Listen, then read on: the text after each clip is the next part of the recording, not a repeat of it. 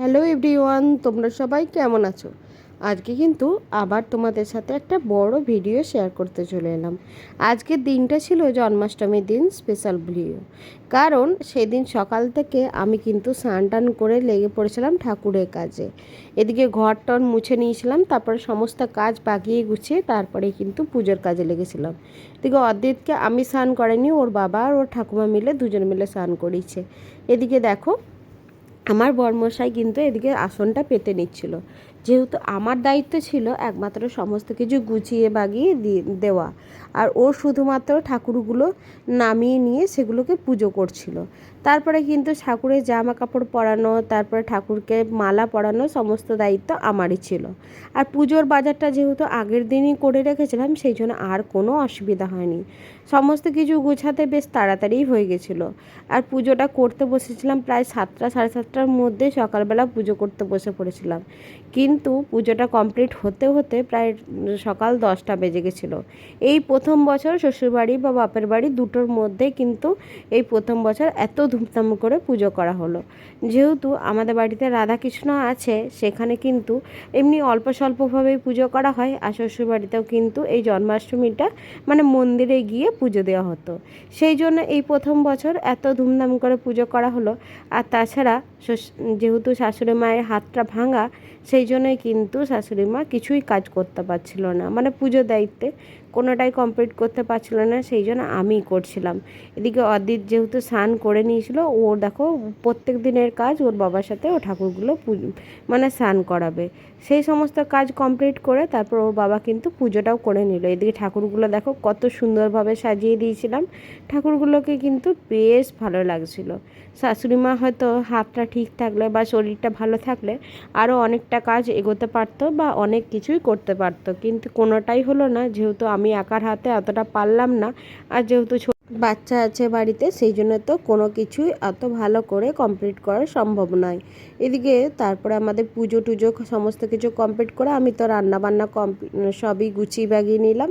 তারপরে দেখছি ও দিদির সাথে খেলা করতে লাগিয়েছে। ওরা দু ভাই বোনে কিছুক্ষণ খেলা করলো আমাদের বাড়িতে, তারপরে গেছিলো ও দিদির বাড়িতে। ওর বাবাকে নিয়ে আজকে সারাদিন ওরকমই করেছে। এদিকে আমার তো সব রান্না মানে তরকারিগুলো সমস্ত কিছু করে নিয়েছিলাম, যেহেতু আজকে সবাই বাড়িতে লুচি খাবে, সেই জন্য ভাবলাম যে লুচির মানে ছেঁকে নিলে বেশ ভালো হয়। আমি তো বেলে দিয়েছিলাম, আর কেউ যদি পাশ থেকে ছেঁকে নেয় তাহলে তো আরও বেশি ভালো হয়। সেই জন্য শাশুড়ি মা যেহেতু পারবে না, ওই জন্য শ্বশুরমশাইকে বললাম তুমি একটু ছেঁকে নাও তো। নিজে থেকেই শ্বশুরমশাই বললো যে আমি ছেঁকে নিচ্ছি, সেই জন্যই কিন্তু ছেঁকে দিলাম। আমি শুধুমাত্র বেলে আর আটাটা মেখে মেখে দিয়েছিলাম, ব্যাস। এই করেই তো আমাদের আজকে কাজগুলো কমপ্লিট করলাম। আর তারপরে দেখো খাওয়া দাওয়া করে বেরিয়েছি, আজকে একটা ভালো কাজ কমপ্লিট করব আমরা। যেহেতু ওপরের রুমটা আমাদের কিছুদিনের জন্য টাইলস লাগানোই হচ্ছিল না, আসলে বর্ষাকাল পড়ে গেছিলো মিডিলে, আর তখন তো যাওয়াই হচ্ছিল না। তারপরে মিস্ত্রি দাদারাও কিছুদিন ছুটি নিয়েছিল, সেই জন্যই আর হয়নি। আর এদিকে অদ্রিত যেহেতু ঘুমিয়ে গেছে, সেই জন্য ওকে নিয়ে আর যায়নি। আজকে অনেক দিন মানে অনেক দিন বললে ভুল হবে, অনেক বছর পরে আমরা দুজনে মিলে শুধুমাত্র বেরিয়েছি। ওকে না নিয়ে যেতে আমাদের কিন্তু খুবই খারাপ লাগে কোনো কোনো জায়গা, কিন্তু কি করব বলো, কোনো কোনো সময় ওকে মনে হয় যে বাড়িতে রেখে দিয়ে গেলে হয়তো কাজটা অনেকটাই ভালো হবে। আর যেহেতু আজকে ঘুমাচ্ছিল, সেই জন্য আরোই বেশি করে রাখা হলো। রাস্তায় যেতে যেতে রাস্তাটা এতটাই খারাপ যে এখানে দাঁড়িয়ে দাঁড়িয়ে বারবার যেতে হচ্ছিলো। এদিকে সিঙ্গেল লাইন, তারপরে দেখো কত পরিমাণ বড় বড় গাড়িগুলো আসছিল। আর তারপরে এদিকে সাইডে ছিল মাঠ, সেই জন্যই কিন্তু একটু আস্তে আস্তেভাবেই যেতে হচ্ছিল। আজকে অনেক বছর পরে মনে হচ্ছিল যেন খোলা আকাশের মধ্যে আমরা দুজন মিলে যাচ্ছি, বেশ ভালো লাগছিল। কিন্তু একদিকে মনটাও খারাপ লাগছিল যে অজিতকে নিয়ে আমরা যাইনি। তারপরেই তো টাইলসের দোকানে পৌঁছে গেলাম, তারপরে সেখান থেকে পছন্দ করে জিনিসপত্র কিনে নিয়ে বাড়ি গেলাম। তারপরে বাড়িতে গিয়ে তখনও দেখছি ছেলে কিন্তু ঘুমাচ্ছে, ছেলে কিন্তু তখনও ওঠেনি। যেহেতু ও আজকে সকালবেলা প্রায় ভোর 5:30টার সময় উঠে আমাদের সাথে তাল মিলিয়েছে, সেজন্য কিন্তু ও খুব ক্লান্ত হয়ে গেছিলো, আর তারপরে কিন্তু ও ঘুমাচ্ছিল। আর এদিকে আমাদেরও অনেকক্ষণ টাইম লাগছিলো, যেহেতু আজকে কিনে নিয়ে তারপরে বাড়ি যাব, সেই জন্য। আর বিকালবেলা যেহেতু ওই যে তোমাদেরকে আগেই বলেছি যে সেদিনে জন্মাষ্টমীর দিন আমি কিন্তু সকালবেলা মানে সমস্ত কাজ গুছিয়ে বাগিয়ে বিকালে আমি দুর্গাপুর আসার প্ল্যানিং ছিল। আর ওর যেহেতু টুটুল দাদা আমাদের অন্ডালের দিকে যায়, সেই জন্য কিন্তু ও টুটুল দাদার সাথেই আমরা দুজন মিলে চলে এলাম। আর এসেই সঙ্গে সঙ্গে বোন, কাকিমা, তারপরে সোনায় সবাই রেডি হয়ে গেছিলো, সেই জন্য কিন্তু আর লেট করলাম না। আমরা কোথায় যাচ্ছি তোমাদের সাথে তো সেটা শেয়ার করেই ফেলেছি যে আমরা ধূমকেতু মুভিটা দেখতে যাব। আজকেই তাড়াহুড়ো করে দেখতে যাচ্ছি, যেহেতু কাকিমারা কালকে মানে কলকাতা যাবে, তাছাড়া অনেক কাজ আছে আমাদেরও বাড়িতে। আর বোন যেহেতু সোমবার দিন আবার অফিস জয়েন করবে, সেই জন্য বোনেরও সময় হয়ে উঠবে না। তা করতে করতে দেখো আমরা কিন্তু বেরিয়ে পড়লাম। বেরিয়ে দেখো কতটাই রোদ লাগছিল। তখন কিন্তু প্রায় 6টা সাড়ে 6 মানে 6টার কাছাকাছি বেজে গেছে, তাও কিন্তু এতটা রোদ লাগছিল। আর আমরা একদম পৌঁছেছিলাম টাইমেই, যেহেতু একটু আগেই আমরা অন্ডাল থেকে বাড়ি এসেছি। কোথাও কোনো জায়গা এক জায়গা থেকে এলে তারপরে সেখান থেকে আবার যদি যাওয়ার কথা থাকে না, তখন কিন্তু একটুখানি লেটই হয়ে যায়। দেখবে আমার মতন কার কার এরকম হয় বলো তো, কোনো টাইমের তখন ঠিক থাকে না। আসলে এক জায়গা থেকে এসেছিলাম তো সেই জন্য। তারপরে দেখো এখানে একটু ভিডিও বানিয়ে নিলাম, ফটো তুলে নিলাম। তারপরে সিনেমা হলে বসে পড়েছিলাম এদিকে সবাই মিলে। আর আমাদের কিন্তু একটা রো পুরোটাই লেগেছিলো। আর আমরা এমনই সিট পেয়েছিলাম, সেটা তো বলার কথা নয়, একদম মানে স্ক্রিনের সামনে যে সিটটা হয় সেটাই।